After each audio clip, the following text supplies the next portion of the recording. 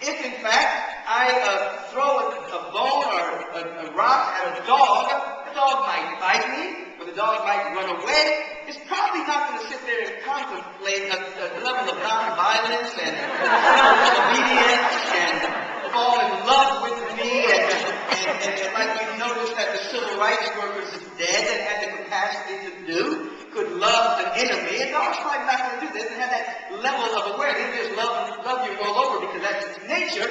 So you have this capacity to make independent of any circumstances, which means that once you grab hold of that awareness, circumstances, history, DNA do not determine your destiny at all. Your destiny is forged and determined by the quality of your thought, by the quality of your intention, by your spiritual practice, and by your expanding awareness that allows you to make moment-by-moment choices and that will allow you to be free and allow for the energy that is within you to be set free. Now, I use the word choice. Choice is a function of awareness. Everyone doesn't have choice. People have a tendency to believe that they're making choices when, in fact, they're reacting to circumstances. A choice is different. A choice is when you have an expanded awareness and there are options. When you are reacting to a circumstance, that's reactive consciousness. There are many people, if someone does something to them, they react to it. They do the same thing back to them. That's not a choice, that's a reaction. When you expand your awareness and begin to understand that you're surrounded by love, peace, joy, wisdom, harmony, abundance, infinite supply, plenitude, beauty, and well-being, when you begin to dive deep in spiritual practice, you begin to have that kind of revelation, that kind of insight, not just conjecture or hypothesis, not just memorization, not just reading the books, but having a level of practice where that becomes more real for you than the very chairs you're sitting on. You discover that you have the ability to choose to think outside of a reaction. And you enter into a co-creative relationship, a co-creative at-one-ment with all of life. You become liberated. You become free. And then your life and your life's destiny is forged out of this high awareness, this expanded awareness of the ineffable, expanded awareness of the infinite supply, the beauty that is all around you. You get to change your life. You get to drill into the awareness that everything you can want and hope for and desire is within you and set yourself free. In other words, this world and your world is being held together by a series of conversations. Conversations become beliefs. Beliefs become perceptions. You're a window of perception. Those perceptions become your experience. And then you become a self-fulfilling prophecy of what you believe, and you have a redundant conversation that replays itself over and over and over again, and people call that thinking. That's not thinking. That's called mentation, where there's a regurgitation and a rehashing of the same thought forms that you had yesterday, the year before, and the year before, until it's become an opinion, a point of view, a window of perception, and a continual experience of your particular opinion, and then you develop pet peeveism. A pet peeve is something that you love to hate. You're not satisfied until it's time. I can't do that.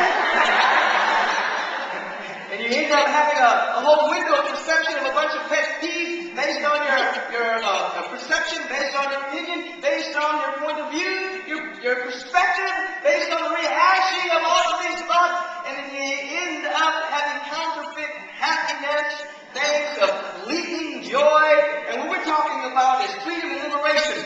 This conversation that holds the world together.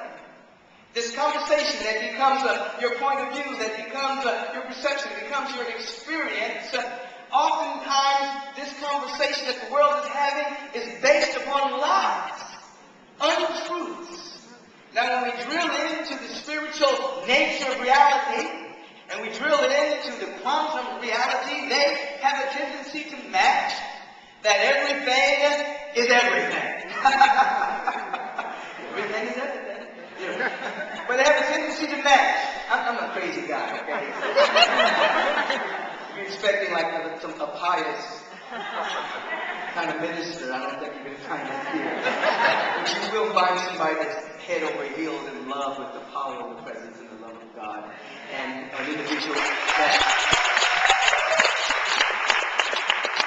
does not take himself seriously, not one bit. Now, I take life seriously to a degree, and but I don't take myself seriously, so please don't take me seriously. We don't want any serious people. There's too many serious people on the planet. We need people of joy and relief and happiness.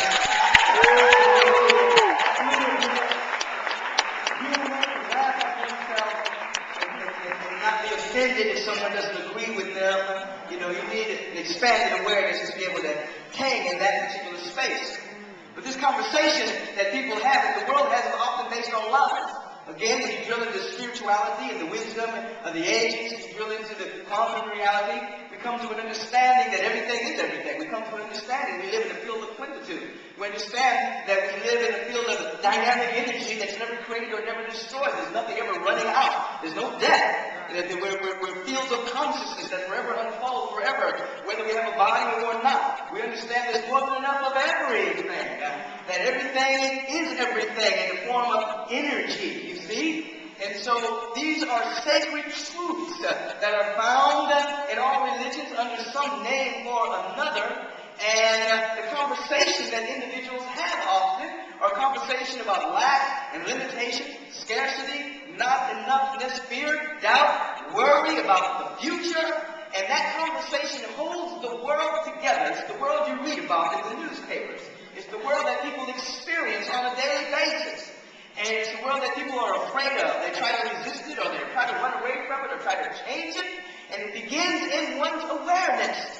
And if you can, as you develop mindfulness techniques via meditation, via introspection, self-reflection, sacred affirmative prayer, study, fellowship, sacred service, as you begin to be aware that you are an avenue of awareness, as you begin to be aware that you are aware, you will sometimes notice conversations going on in your mind, and you're not even there participating in them. It's a strange phenomenon. When you begin to wake up, you're just walking down the street, minding your business, playing your music, whatever the case is. Suddenly you become aware somebody's thinking in your head. They have an opinion about something. They're projecting something onto the future. They're projecting their fear of the unknown on and calling it the future. They have an opinion about somebody. They're talking about somebody. They're doing all that things, and you're listening to it. Who's talking? And then you're aware that this opinion may not even square with your beliefs. However, they have become a part of the law of your experience, a part of the programming of your mind.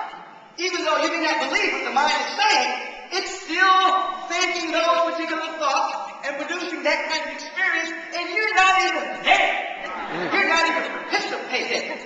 At that moment, when you have that kind of reflective awareness, you become aware that you're not the mind, and you're not the body, and you're not even the sensations, you're not the symptoms of the body, and you're not the sensations that are producing the symptoms.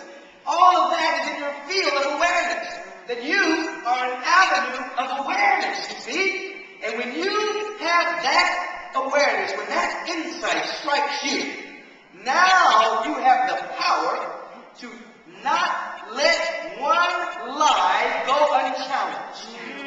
That means when it's spitting out its garbage from the sea of mental garbage, not enough to go around, lack, limitation, scarcity, bigotry, homophobia, prejudice, all manner of things that are the bane of the human experience, when that starts to spin out in your consciousness, becomes the content of your consciousness, you let not one lie go unchallenged.